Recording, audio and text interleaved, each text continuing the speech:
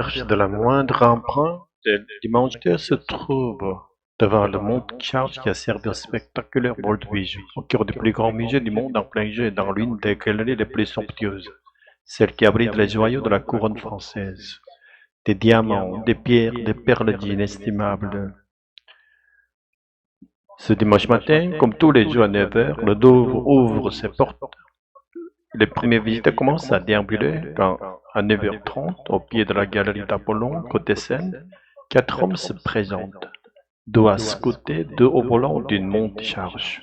Ils prennent le temps de sécuriser l'emplacement avec des cônes de chantier, puis se hissent au premier étage grâce aux monte-charges. Avec une disqueuse qu'ils ont laissée sur place, ils brisent une fenêtre. 9h34. Une fois à l'intérieur, les malfaiteurs, visages dissimulés, s'attaquent à deux vitrines blindées.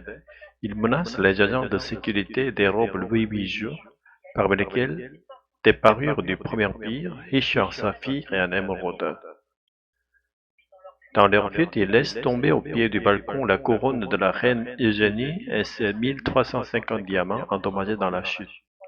Dans la pièce, les personnels et les visiteurs ne réalisent pas tout de suite. On a entendu du bruit, quelqu'un qui est frappé à la fenêtre.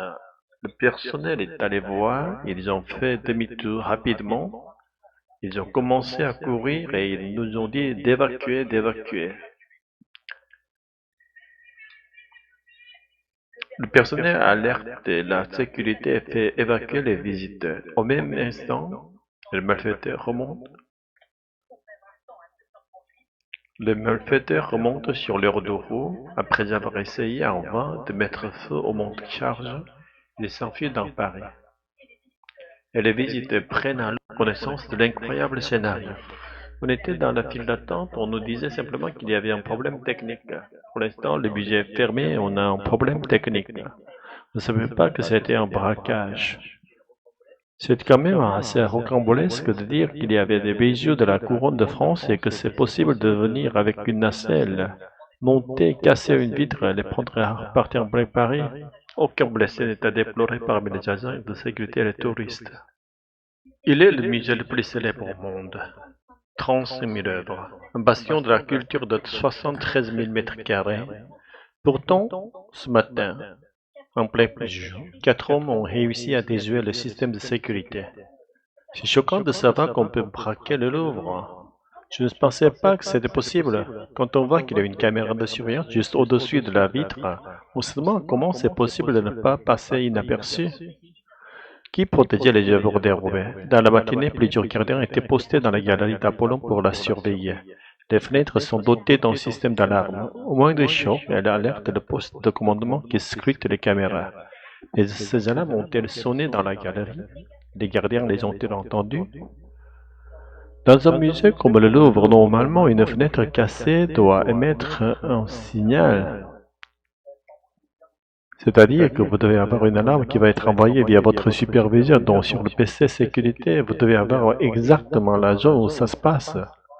Vous pouvez intervenir soit physiquement, soit en appelant directement parce que vous voyez en vidéo qu'il se passe un problème. Et vous pouvez appeler directement les forces de l'ordre. Mais la sécurité de Louvre a été trompée en amont. C'est pour s'introduire dans la galerie, les braqueurs ont déployé une nacelle en se faisant passer pour des techniciens. Petite gilet jaune orange. Comment une telle faille est-elle possible? La direction du Louvre vient de mener un audit de sécurité, mais les syndicats dénoncent depuis des mois un manque d'effectifs. En l'espace de 10 ans, on a perdu 190 postes qui sur la sécurité et la surveillance au Louvre. C'est quand même 15% de l'effectif qui a été supprimé. Les enquêteurs recherchent aujourd'hui de petites mains.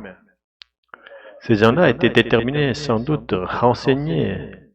Ils avaient un équipement qui paraissait sommaire, un plan incliné, une disqueuse.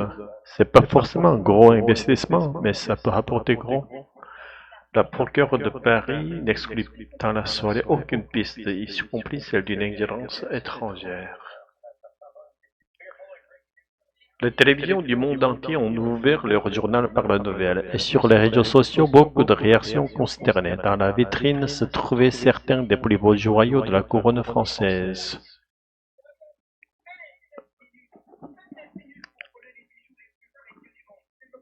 Les voleurs ont dérobé un collier en émeraude et les boucles d'oreilles de l'impératrice Marie-Louise, le collier en saphir de la reine Marie-Amélie, et des pièces confectionnées pour l'impératrice Eugénie comme un diadème, sorti de 212 perles et de plus de 1900 diamants. Ce grand nœud de corsage tout en diamant. Les voleurs ont laissé tomber la couronne de l'impératrice en émeraude et en diamant, retrouvée endommagée. Des pièces uniques en trésor difficile à estimer. Ce sont des objets extrêmement précieux pour l'histoire de la France et évidemment très chers. Surtout une valeur inestimable au point de vue du symbole et de l'importance historique. Des joyaux inventoriés très identifiés, des pièces exceptionnelles quasi invendables sur le marché très contrôlé des bijoux de luxe. Le commissaire-priseur d'une célèbre salle des ventes parisienne redoute le pire. Le seul moyen d'écouler et de blanchir la pièce serait effectivement ce qui est pour nous le cauchemar absolu de dépecer des objets, de les dessertir, de retailler les diamants. Mais là, ça nécessite des complicités qui, à mon avis, vont hésiter à se mêler à cette opération. La disparition de ces bijoux, symbole de l'excellence de la joaillerie française du XIXe siècle, serait une perte irréparable. Dans moins de 12 jours, Nicolas Sarkozy sera derrière les barreaux, mais il assure rester combatif. Je n'ai pas peur de la prison. Je garderai la tête haute, y compris devant les portes de la santé. L'ancien président a reçu le soutien de ses fils. Louis Sarkozy a publié une vidéo sur les réseaux sociaux en forme d'hommage.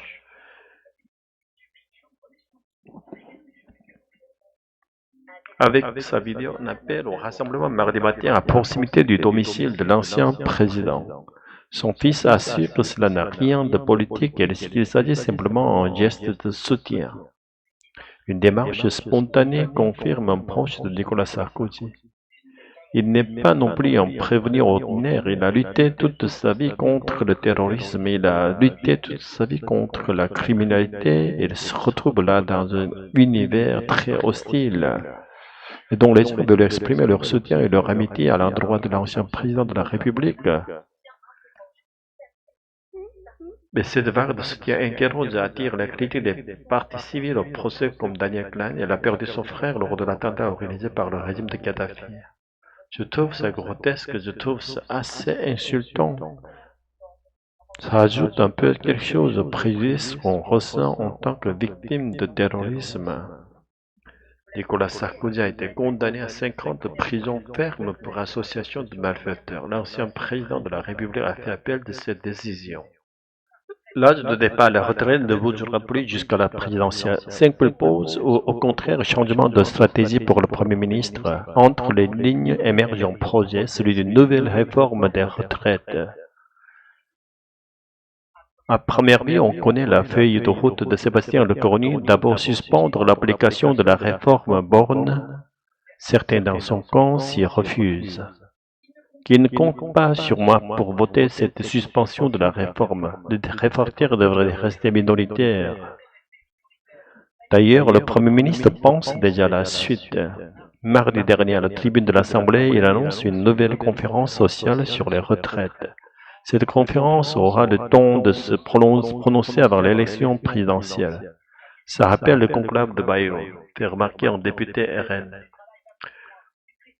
Le ministre du Travail va plus loin et précise la pensée de son Premier ministre. Il évoque d'autres régimes possibles comme le système à points ou la retraite par capitalisation n'aurait plus rien à voir avec le système de répartition actuel. Pas d'une surprise pour un député insoumis. Les Horizons et les RN parlent de capitalisation depuis 1 an et demi. Ils multiplient les ballons d'essai en commission. Le conseil d'une organisation patronale se réduit au contraire. On ne doit pas refaire un conclave, mais il s'agit de discuter de retrait universel ou de capitalisation. C'est un angle plus large que le conclave est là. Même l'ancien président socialiste ne ferme pas la porte à une évolution du système. C'est aux partenaires sociaux de le choisir, de le déterminer. Selon le prix Nobel d'économie Philippe Aghion, Emmanuel Macron réfléchirait même à un référendum sur le système retraite à points d'ici la fin de son mandat.